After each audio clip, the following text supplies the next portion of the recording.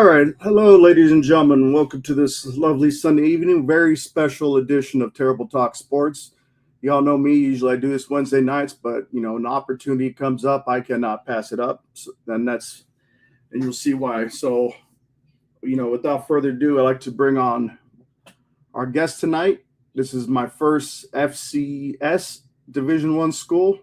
As y'all know, I've had Troy Calhoun from Air Force Academy on here prior, but I look forward to cracking in no matter what division level, but I'm glad Division I know this is one of the future exciting schools and hope to see maybe move up to the FBS level, like one of their former rivals. So tonight's guest, he is the head coach of South Dakota State University Jackrabbits football and is head coach Dan Jackson. And let's welcome him to the show. Appreciate you having me on. Hey, Coach, how are you today? I'm doing great. Had our seniors over for a meal today, so cooked them steaks and hung out with them for a little while, and then they just got out of here a couple hours ago. So first day of school tomorrow, game week. It's a special time around here. That's good. Yeah, right before it snows and everything, come in there. We got a little bit of time till the snow hits. This ain't Canada yet, but well, I mean, for here, okay. So I live in West Texas currently. Yep. And winter is delayed like you wouldn't believe. Like there was, I think last year, one day in December, it actually hit up to 94 degrees still, like just one freak of a nature day. So the snow itself doesn't arrive here sometime late February, early March. And we'll get pelted, not like you guys, of course, but no. It's enough for us to have to remove the snow and ice on the base and everything, clear the roads, make everything safe for everybody on the base. So yeah, there's South Dakota is it's an awesome place, but from November to probably early March, you're seeing snow on the ground. But the summers are perfect, beautiful, a lot of fire pit nights in the summer and fall. So it's 82 and sunny for Saturday night's home opener versus Stetson. So everybody's pretty fired up around here. Oof, it's like probably about 20 plus degrees, unless it's what it's going to be. Oh, I'm sure. Time. Yeah, it's perfect here. No humidity, not too bad. So at this time, I would like to give you the floor. Tell everyone about you and your history with the game of football. Yeah, I'll start back to I'm from Omaha, Nebraska, and I had an opportunity to play high school football there and had some success and had some recruiting going on. So I ended up actually at South Dakota State in 2003. We were making the move to Division I FCS from Division II. So came up here and played a few years and actually then ended up going back to Omaha and ended up graduating from Nebraska Omaha there. And then I have business and Spanish degrees. I didn't intend to get into coaching. It's just kind of something that happened. My last semester of college, my old high school coach asked if I'd, assist him and come around the team and help out. And it really was the best part of my day. So I got a teaching degree, actually taught and coached high school football for 4 years before ever getting into college. And so I got into it a little bit later. I was 26 years old when I took a graduate assistant job back here at South Dakota State. And that was a lot of fun because I was able to work my way up from a graduate assistant to a full-time position coach to a recruiting coordinator and a special teams coordinator and a camp coordinator. And I was the assistant head coach here in 2019 as well. So I wore a lot of hats here at South Dakota State under Coach Stiglmeyer, who is our Hall of Fame head coach. And in 2019, I had an opportunity to make the move to Northern Illinois. A friend of mine was the offensive coordinator, and I loved South Dakota State, but I really wanted to prove it to myself that I could be successful somewhere else and be able to impact another program as well. And so Northern Illinois went there. We went through COVID for 1 year and played all true freshmen. And we actually went 0-6 my first spring or fall, I suppose, at Northern Illinois, but then came back under Thomas Hammock the following year, and we beat Georgia Tech in our first game, and we won the MAC conference that year. And it was a lot of fun to get that program going. And then I joined Clark Lee's staff as the defensive backs coach at Vanderbilt for a couple years to help him build that program, which has been cool to see him be able to get that program last year really, really off the ground. There's been a lot of work that went into that by him and his staff and the players. And then after that, I wanted to get back on the coordinator and head coach path. So Jason Eck, who's now the head coach at New Mexico, is a good friend of mine. Really all of these are South Dakota State ties. I got to to Northern Illinois because the offensive coordinator was a South Dakota State guy. Clark Lee at Vanderbilt, he started his career at South Dakota State. Then Jason Eck was at Idaho, and he had offered me the defensive coordinator linebackers position there at Idaho. And so I took that, and we were there for about 10 months, but we had a great season. It was the best year in Idaho football history, and planned to go to New Mexico with Jason as the defensive coordinator. Actually accepted the job and was in the process of my wife and I moving down there. But then the South Dakota State head coaching job opened up. This place was near and dear to my heart. I played here, really, coached here from 2012 to 19, and have always wanted to be a head coach, but I also know how important it is to be at the right place with the right people, somewhere that you understand and can build upon the culture. So I was offered this job last January, took it, and it was a wild year, buddy. We rebuilt a roster. We had 45 players on the team when we got here, no staff members, so hired a completely new staff. You got 60 new players, on the team to be able to join us, and had some success in our first year, finishing in the top 10, but wasn't to our standard. And I feel like we got things in a really good place headed into this season to be able to go accomplish our goals. So hopefully that's not too long for you, but a brief rundown on kind of my past, my history. I love the game. I love players. I'm all about relationships. Yeah, number one would be the building of relationships with other people and helping them get to be something that they never thought they could be, is really kind of what drives me. I mean, that was perfect. So one of my first questions I usually like to get into is, is always a hot topic is recruiting. Oh yeah. So for you, let's say you're going after a particular recruit that they may have had offers at the FBS level. They won't necessarily be a starter, so to say, but it's just a big name school.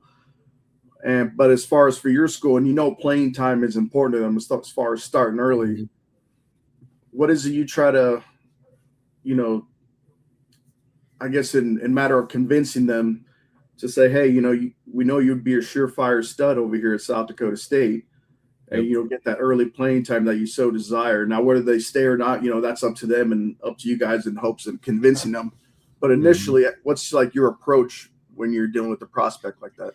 Yeah, we could spend a lot of time on recruiting. I think it's one of the things that I love the most, and it's really critical. I mean, it's everything. Having talented, good people that buy into what you're doing and fit your culture is really everything. I mean, plays and schematics and all the other things don't matter if you don't have the right people in your building. So for us, just in general, recruiting starts with a couple of things. Players need to have three things. We're first looking for guys that are competitive, and we need to be able to evaluate that, want to compete in everything that they do. And, we've all known that guy or have met that person that no matter what game it is, they're going to find a way to win at it and compete at it. And you could just make up a game in the backyard and they're instantly good at it. Those are the type of guys we're initially trying to recruit. The next thing is they have to love football, and that there are fewer people. And when I say that, I mean actually love it and not just say that they do. I think a lot of people right now think that they love football, but they don't love the work that goes into being great and actually being able to go through some hard things to find their best. And so when you love football, it's doing the extra, it's watching film. It's really football being part of your identity is what we're looking for there. And then I want some guys, lastly, what are we looking for? We're looking for guys that are self-aware in terms of they may be confident and delusionally confident, and that's a positive to think that they can accomplish anything, but they have the self-awareness to know that they're not there yet, and they need to be somewhere that can help them get there and develop. And so those are just at South Dakota State, so off the top really what we're looking for. Now, FBS programs who we're recruiting against, I really believe this. All that stuff is overhyped. If you're a good talent evaluator, I don't really care who else has offered somebody. It doesn't matter to me. I think the people that get caught up in offering recruits because other schools have, or they think a kid's good because this school's offered them, I think those guys are losers, honestly, and it's lazy. To me, watch a guy's film and do your own evaluation process and make the decision that you want. So for us, there's going to be some physical measurements that we're going to look at and evaluate, and we're not going to offer a scholarship until we see those things. We're going to really dive into the character. Like I said, competitive, love football, self-aware. We're We're going to dive in and verify those. We're going to make sure that they're interested in us too. You know, I don't want to chase guys that don't have an interest in us. We're one of the best programs in the country. And so there's a lot that goes into it. And then, Terry, honestly, we recruit a little different than most. We don't offer very many players. I think that's negligent. A lot of colleges are offering 300, 400, 500, 600 players out of high school to sign 15, 16, 17 players. So their offers really don't mean anything. You know, For us, I'm the only one that makes the offer. And so it's coming from the head coach, and all of our offers are committable until we were to fill up at a spot. So this past year, you know, we have 27 guys verbally committed. We offered 52. I would think that is certainly the highest hit rate of any program in the country. So we do things a little bit different. We don't care to be like everybody else. You know, FBS, FCS, we've beat FBS programs before. And we'll, as soon as the group of 6 plays for a national championship, we plan to make the move ourselves. We just want to make sure we're playing for national championships. So you got me fired up, dude, because I love recruiting. So if you got any, you know, this is building a roster, high school and portal. All of it is fun to me.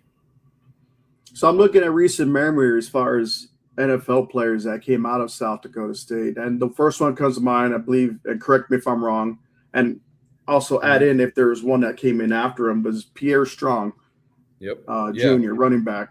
I think he's with the Cleveland Browns, if I'm not mistaken. The Packers now, yeah. He just had Is it the Packers now?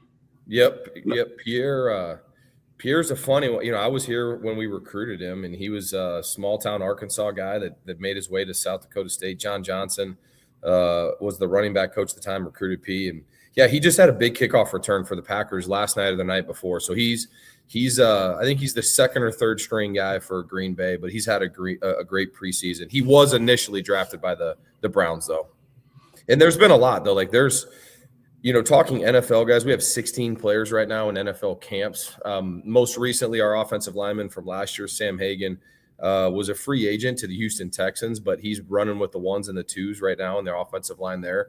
So we're pulling for Sam to make the team this year. Mason McCormick is a starting guard for the Pittsburgh Steelers. Isaiah Davis is having a really good career right now for the Jets as a running back, special teams player. Isaiah Stallbird's playing linebacker and special teams for the Saints.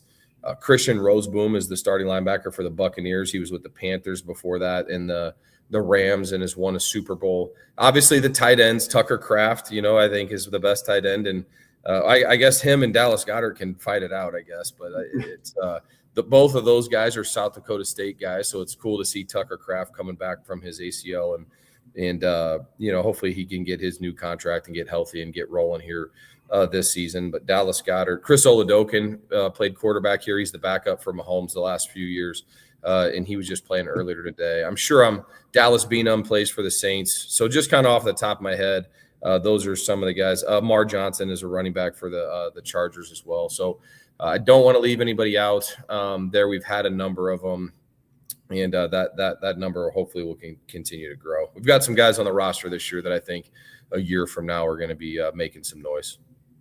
Gotcha. We got a comment here. So this is from Bandy Chris.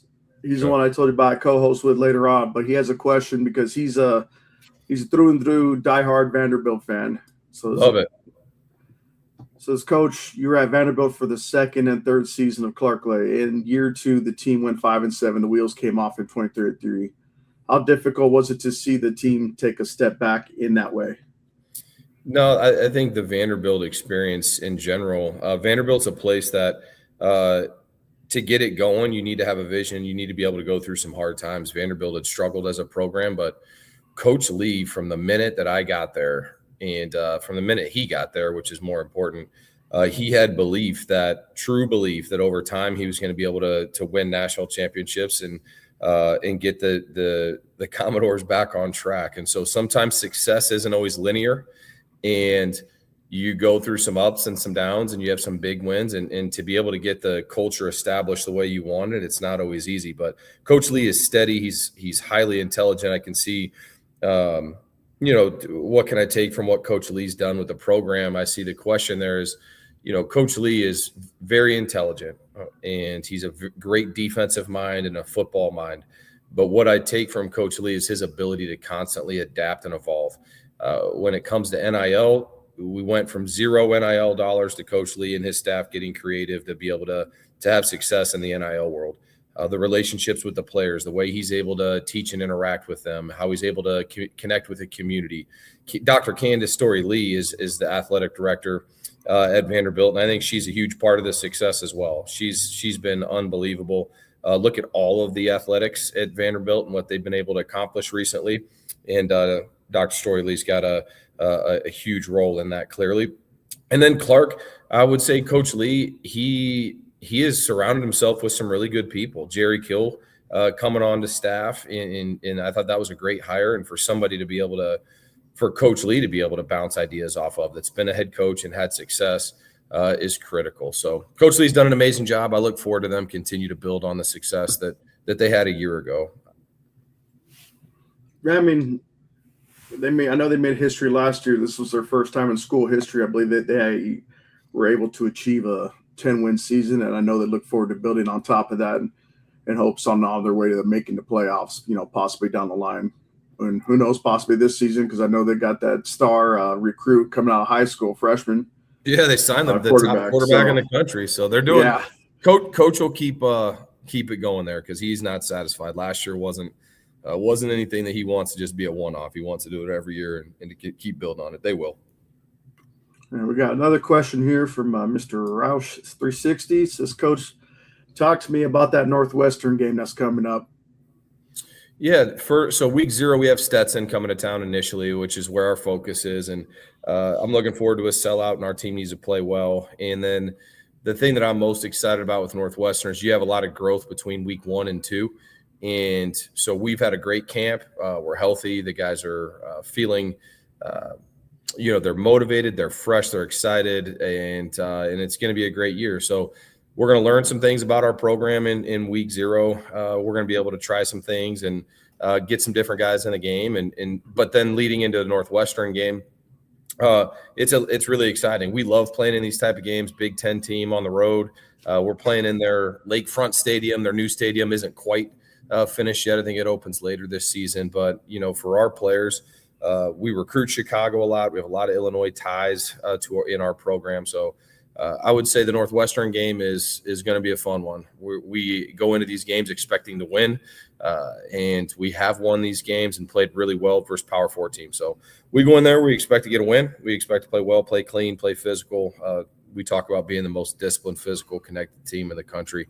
That's what it'll take. Coach Braun has done a great job there, and he's a North Dakota State guy formerly. So, you see how he runs the program with great defense and special teams and strong culture. So we'll see. But I'm excited for it. We just got to get there. We got a couple more weeks.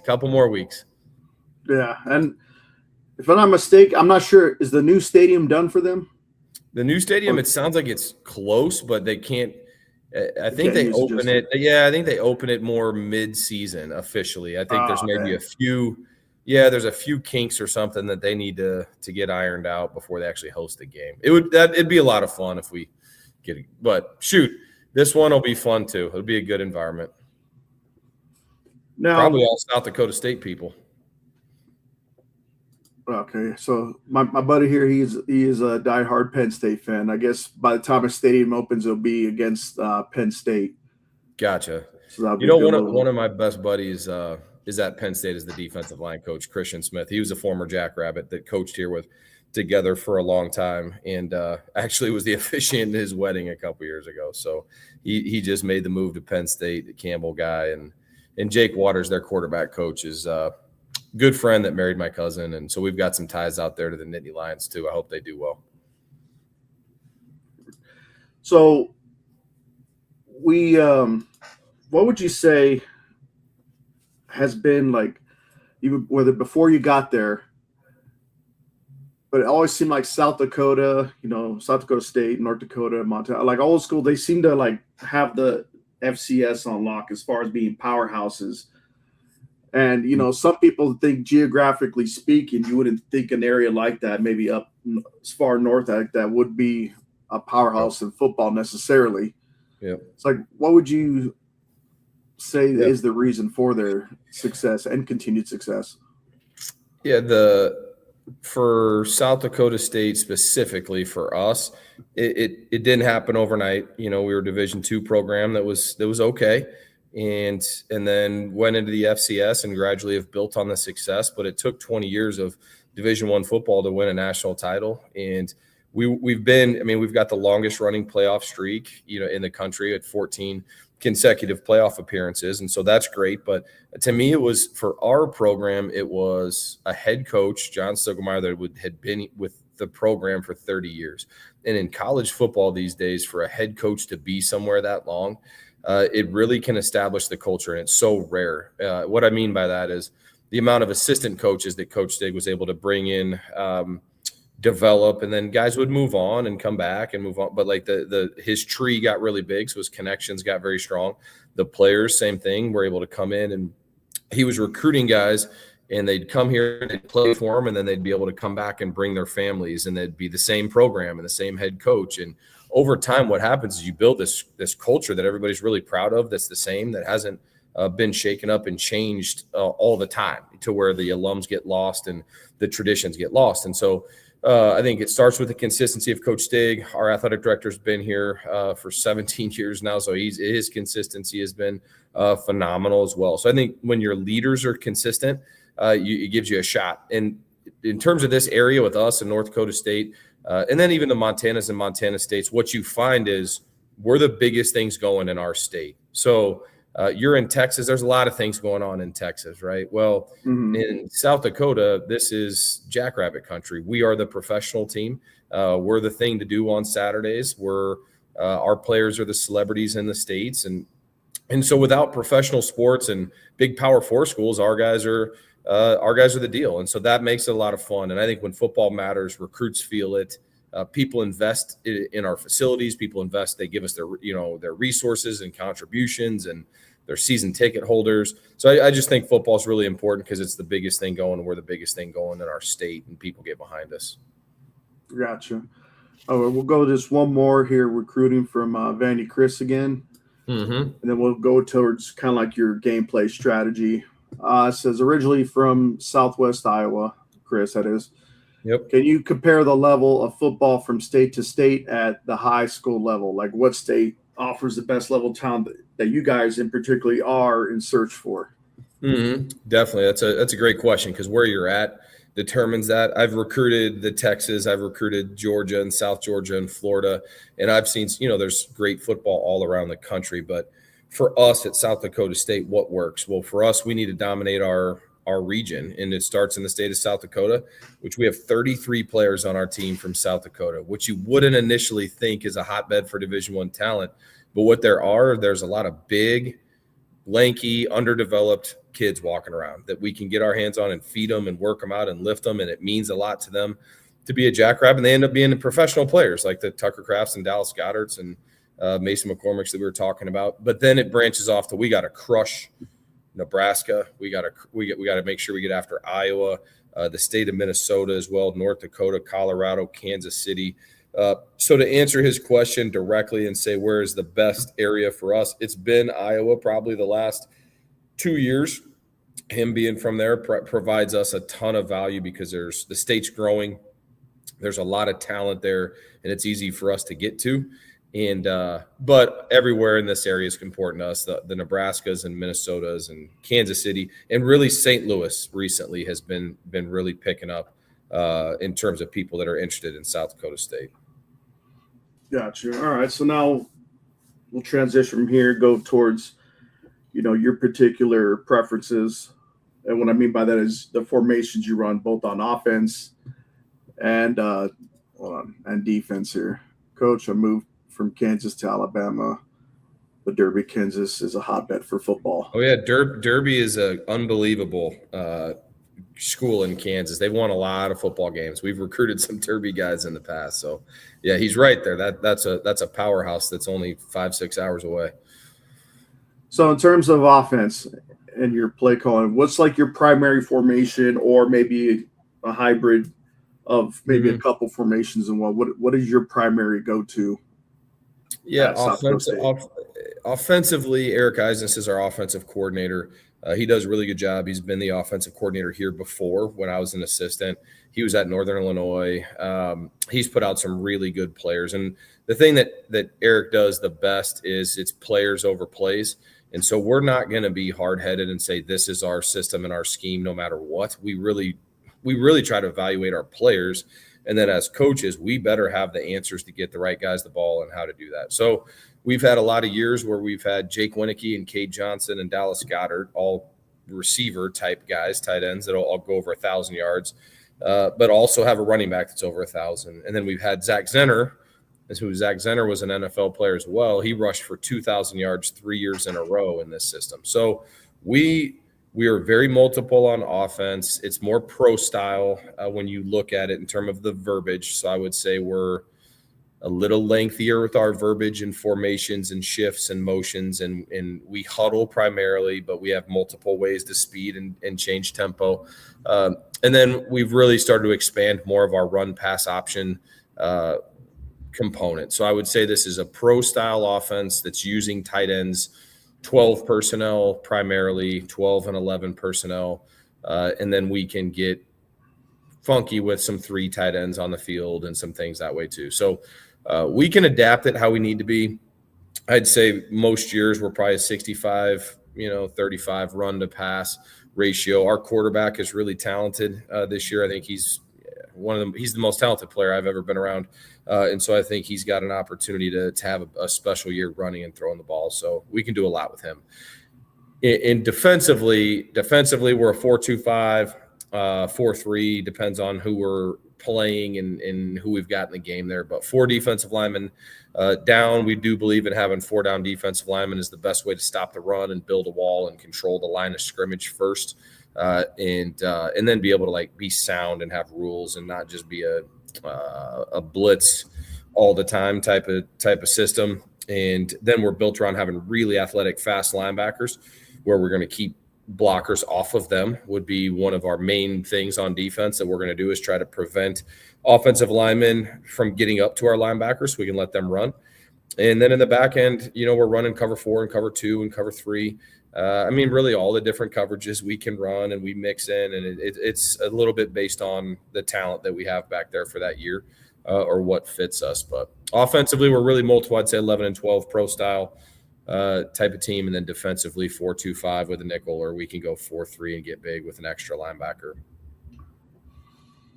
We got one here. It says Kingston Allen, Wisconsin running back commit, had a heck of a game. But the game he just played in, the opposing team's quarterback heck of a game as well. And I'm guessing he's referring to Ashton Van Beek. Yeah. No, the one thing that's unique about these is current high school players I can't really comment on until they sign with us. Then you can connect on those guys. So there's a lot of talented players, and we do have 2 coaches recruiting out in that area. And so it's funny when you see a Wisconsin commit, and then a lot of eyes are on that kid. Sometimes another guy on the other team plays really well and gets himself noticed. And I love every tip that we can get on who we need to be following in high school. I never want to miss out on a hidden gem. So now let's talk defense. Now we just got the offense side. What's like the common or what's your primary, I guess, defensive formation that you like to run during the games? So defense, we're going to be more of a base defense, 4 down defensive linemen, 2 linebackers in the box, and then we'll play with 5 DB type of players, and that lets us handle motions differently and shifts, trades, unique things that the offenses can do differently. So we're very we're able to adapt to any type of offense that way, and we don't have to change a lot of our calls week to week. We believe in being who we are, being sound, simple, and solid, and then having the right answers and X's and O's definitely to be able to deploy on Saturdays. But to put in new base defenses constantly is just not something I believe in because it's really tough to put in a new defense and to be able to give the kids the answers to everything they could see. That's the difference, offense and defense. Offense, you're dictating a little bit in terms of what you're doing and the play and the formation and the snap count. When you look at the defense, they don't know the snap count, they don't know what the formation is going to be, and they definitely don't know the play. So everything's reactionary, and you have to teach rules. You have to teach off rules defensively more. So we're a 4-down, cover 4 team, cover 2 team, and then we'll sprinkle in some 1 high, some man free, and some cover 3. But this defense is something that our defensive coordinator, Brian Bergstrom, who's here now, he was the defensive coordinator when I was an assistant prior. It's been really evolving since 2016, with Coach Rogers, who's the head coach at Iowa State now and a great friend. Coach Rogers, Coach Bergstrom, myself, Coach Dickert, who's the head coach at Wake Forest. We were all here on the same staff and really started putting this defensive system together, and it's just continued to grow. Gotcha. All right, we got a couple more questions here from Vandy Chris. He's like, without naming names or talking specifics, are you looking at anyone in the Carroll, Iowa area? They have 2 teams there. Town, excuse me, ranked number 1 in state, Carroll High and Kemper Catholic. Yeah, we've got a couple guys committed actually from that area. So I've spent a lot of time in both of those high schools in the last year. I'll put it like that. So that's a couple schools that have some good tradition, and we look forward to getting those kids up here and winning some games with them. And then here we go. It says, who did you play for when growing up in Omaha? What was it like to be a Mav before moving on to South Dakota State? So it's when I was in Omaha, I played at Omaha Burke High School, and I graduated in 2003, which I just felt like wasn't that long ago, but gosh, time is flying. I'm old now, but so graduated in 2003 from Omaha Burke High School, and then I actually was at South Dakota State prior to transferring back to UNO. So came here and then ended up back home. Nebraska Omaha has had some really good football teams. They actually closed the program in 2008, but there had been some really good players and coaches and football played at UNO before they closed down. I wish it was still going on. Well, I guess now that I'm the head coach of South Dakota State, I'm happy that there's not a UNO, but that was a big deal. Now back being from Nebraska, that was a big deal when they shut down football. So we're going to kind of go in like the more, I guess, personal side of things. Okay. So I'd like to hear, like, say, one of your first one that comes to mind, top of your head, one of your war stories to where you might have either penalized or maybe possibly ejected during one of your games because emotions were running high. Yeah. Last year we were playing North Dakota State. It was a big game. It was our rival, playing it at home. Crowd was really into it. And it was our first game without our starting quarterback, who we were undefeated, 7-0. They were undefeated, 7-0. It was the number 1 and 2 teams in the country going at it. And our quarterback had been injured the year before and was out. So I knew we were going to have to play really well around our new guy. And he wasn't playing great.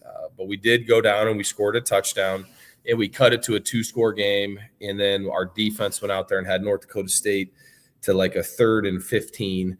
And their quarterback scrambled and he ran for a touchdown. There's a blatant hold on the play that if it gets called, that drives over. We're getting the ball back. And I just lost my mind. At that time, I wanted to make sure the kids knew that they saw me fighting for them. But it was it was one of those calls where I think the official even had his hand on the flag. I know that he had his hand on the flag and was going to throw it, and for whatever reason tucked it away. So I don't complain at the refs too often, but I love my players, and when something like that happens, I got to say something. So I think I made it almost halfway onto the field, and I was going for a while. I can't believe that they didn't throw a flag or eject me. I think it's because they knew how wrong they were. All right, so I love the questions keep coming up. Mm-hmm. It says Blair and Bassinger are freshman quarterbacks for you, Coach. Tell us a little about the running back combo. Will we see a 1-2 punch with these two gentlemen? Definitely. So our run game wasn't what it needed to be a year ago. That had been a staple for South Dakota State. And we came into a situation last year where we had one running back on the roster in in the springtime when we arrived. And then we had some adversity. We had recruited a running back, and he actually had passed away the summer before last season. We had a lot of turmoil in that room, and it was tough. And some freshmen were really thrust into role, Corey being one of them. So Corey Blair Jr., and he played a little bit. And when he did, he was great, but he was hurt a bunch. And then James wasn't banged up, but, James was just learning the game, and it was a lot for him. And then Josiah Johnson is actually the third true freshman running back in that class. So those three, Josiah Johnson, James Basinger, and Corey Blair, they all give us something different. Josiah is about 220 pounds, and he's a big physical guy. James is a little bit shiftier and compact, gives you a lot out of the backfield in terms of what he can do catching the ball. And then Corey Blair Jr. He's a different, he can do it all. And now with an off season for him to be able to put some weight on and get used to the game, I've really seen him grow up. So I love those three kids. And we actually have a Ramon McKinney Jr., a transfer from a Division II school down there in Texas as well, has been dynamic for us. So I like that room. We've got 6, 7, 8 guys that we can hand the ball to and feel good. We'll be in a better situation this year. All right, so we got another question. This is more of a food question. I know you touched on this earlier, but you mentioned earlier you had all the players over. So Chris here would like to know what you feed your players in South Dakota. What is the delicacy you're going to feed? Like, say, if I were to come visit to see a game, because that's always a scenario we always put in the show. Because I want to travel more outside of the state, because my previous occupation where I used to travel wasn't necessarily a place I want to go, but it's part of the job. Yeah. But so I'll just throw this out there. Yeah. If we were going over there and we're going to see a game on a Saturday, but like say if we come a Thursday night or Friday, would you have us in your home to feed us, or you take us out town to eat? And what are we having? I would, if I only got one night of dinner with you guys, I would definitely have you over to my house. There's some good places in town, around here. Now we're in the Midwest, so we're talking about steak and beef and those things. So what I would do is I would get a lot of players on our team actually come from farms or ranches, and a lot of our former players maybe live around the area and own ranches and cattle. And so I would get you the freshest steak that you've ever had, locally raised beef. It'll taste totally different than anything else that you would buy at the grocery store. And then I love cooking, so I would get the Traeger out and we'd smoke it first. We'd reverse sear it on there, and then I'd get it real hot on the cast iron and get you guys right. So I'd make you a homemade steak, definitely probably a ribeye or a tomahawk steak. And I would honestly probably get it from one of our players' families to make sure it was as real deal as it could. If not, there's a place in town called Homestead Meats that supports our players and donates a lot, and they have a lot of locally raised products as well. So we would do that. And then, gosh, I'd probably fire you up. My wife would make some homemade bread, and we'd get you she'd get you some desserts dialed in as well. But it would definitely be centered around the beef. Yeah, you already got. He's typing it now, but I could tell he's probably salivating as well. Now you got our other viewers hungry. We got medium rare too. If you want to cook it any more than medium rare, I'll let you do it yourself on the grill. But I'm going medium rare, and I'm taking it off. I can't trust anybody that does anything but medium rare. Now, the overall atmosphere as far as the fans, for those who are looking to come over there, like what is something, whether it's pregame or during the game, they should look out for, hopefully get involved with to enjoy the experience to the fullest? Yeah, I'd love if anybody wants to come and experience college football. The beauty about South Dakota State now is this is college football in its most purest form. So you're going to see a town of 23,000 people fill a stadium of 21,000 people. And so our stadium will first be sold out. We've got nearly all 7 home games sold out already, which is big time. And so the community supports us. So the first thing you're going to want to get involved in on game day is the tailgating is all around the stadium. But I would take you to our Jackrabbit Former Players Association. They do a tailgate. And if you were to come up, or our guy Vandy Chris or Mr. Roush 360 was to come up, if those guys were coming up to a game, I'd get you with our JFPA. They've got the big TVs, and they've got the biggest smoker in the Midwest set up back there. So they'd be making ribs and wings and food, and that'd be stacked up for you guys all day. And then you'd come into the game, and we've got some cool traditions within the game. Our student section will be sold out. They take their shoes off before every kickoff. We've got a great intro video and performance and things for us to come out. Our band, the Pride of the Dakotas, is pretty special. But if you were to pick a week to come to, I would say to come to Hobo Days, which is our homecoming, and it's a week long of traditions, and it's a big time event. It's really, Hobo Days is one of the bigger events in the state throughout the year. So that's a fun one, and it doesn't even matter who we're playing. That's it's a unique game. That, or if we are playing the University of South Dakota, our rival from just about a couple hours away, that one gets pretty wild. We played them on Halloween this year. So, but Hobo Days, the tailgating, you won't meet as good of people as you would meet at our tailgating. You're not going to be paying for nothing. You'll get as many beers and drinks and food as you want on the house if you're coming to a Jackrabbit tailgate. Oh, wow. So you said the student section, they take off their shoes. What's the story with that? Like, yeah, I need to go and actually get the first time that it happened story, but it's on the opening kickoff. So we come running out. Everybody's excited. Our players run down in front of the student section and take a knee and then honor our students. We have a countdown clock before kickoff, and it's kind of a traditional song that'll play. And then I don't know exactly why, but every student in the student section will take their shoes off and hold it up, just one shoe, and hold it up in the air for the opening kick.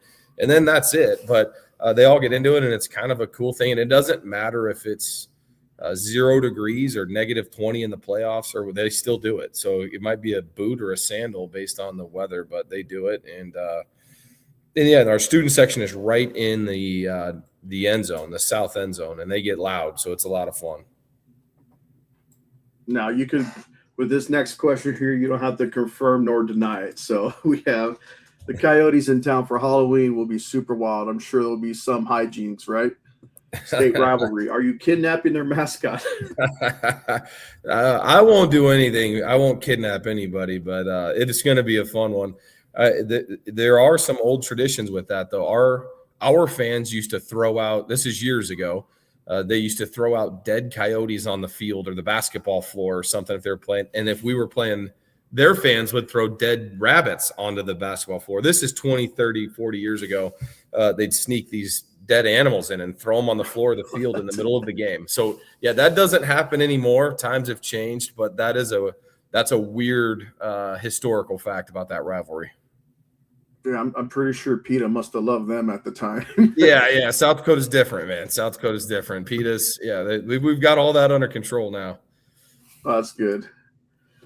Now, I know you said the rival. Who is the biggest rival? I know you said it was either North Dakota State or you said the Coyotes. Like, which one are you guys? North Dakota State State gets you more hype for you guys. That would be North Dakota State. Yeah, North Dakota State is our rival. Now, with them moving on from the league and them making the transition to the Mountain West, I tried to get them to stay on our schedule this year. We made some offers to play them week 0, but it just didn't come together. But hopefully we can get them back on the schedule consistently, and within a couple years, maybe even be back in the same conference and league. So we'll see what happens with that. But I would say North Dakota State has been the biggest rivalry the last 15, 20 years, 20 years, I guess, definitely. But the University of South Dakota rivalry goes back a long time, goes back to the Division II days. And there's a lot of we used to play for a traveling trophy, a little brown jug. I mean, there's some cool history there, and they've been good. I mean, University of South Dakota has gotten some momentum going, and they've had 3 or 4 really good years. And so I think the key for a rivalry is for there to be some back and forth, and even some recruiting battles. And so, those are both great rivalries. North Dakota State's been our top one.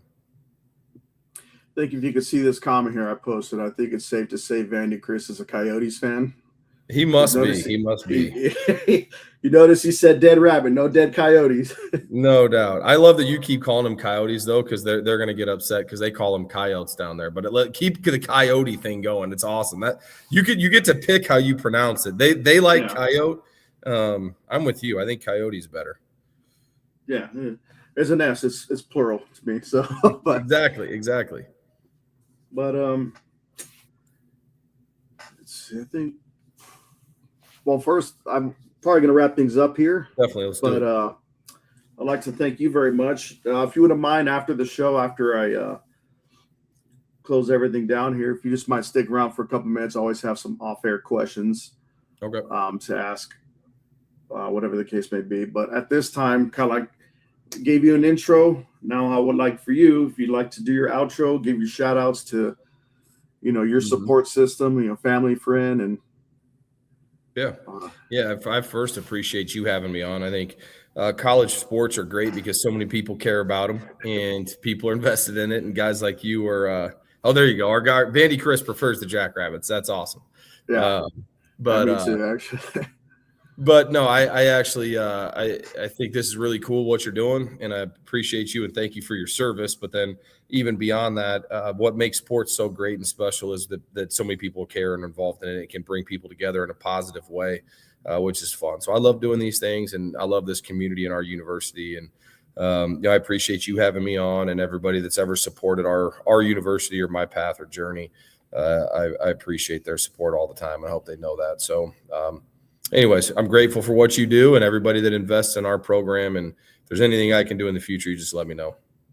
Now, is there, in hopes to increase the following, is there any social media platforms you'd like to mention for our viewers in hopes to follow you guys during the season? Yeah, for us, I mean, our if you follow us on X at Go Jacks Football or Instagram, it's the same deal. South Dakota State Football on Instagram is that would be where we're going to be most heavily located. South Dakota State Football on Facebook as well. Our social media has really grown, and we have a phenomenal media team and creative team. So you'll see some fun videos and hype videos, excitement videos. I really believe if you follow us on Instagram and in X, you kind of get a feel for what our team and culture is all about, more so than most places. It's not just the fancy highlight videos. You start to get a feel for what South Dakota State football is, how it's different, how it's evolving, but how it's also one of one. And I haven't been anywhere, no other place that I've been feels the same. This is definitely a university that's one of one that is really special to all of us. So I'd follow us on all those platforms. Gotcha. All right. Well, thank you again, Coach. I look forward, like I said, down the line, you're always welcome to come back. I had a blast with this one. You might just convince me I want to try that grass-fed beef, straight from the source and, taste the difference there. Yeah, locally raised. That's the big thing. You got to make sure it's locally raised. It'll be good.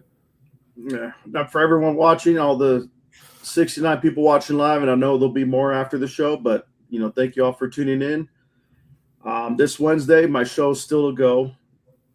I have a Colonel Brandon Sikora. Now, for those who don't know, I knew him as a captain. So we're actually stationed in Las Vegas together. So we've been on, a few deployments together. But what's the story with him is he used to be an edge rusher at Air Force Academy, and he played under Coach Fisher DeBerry.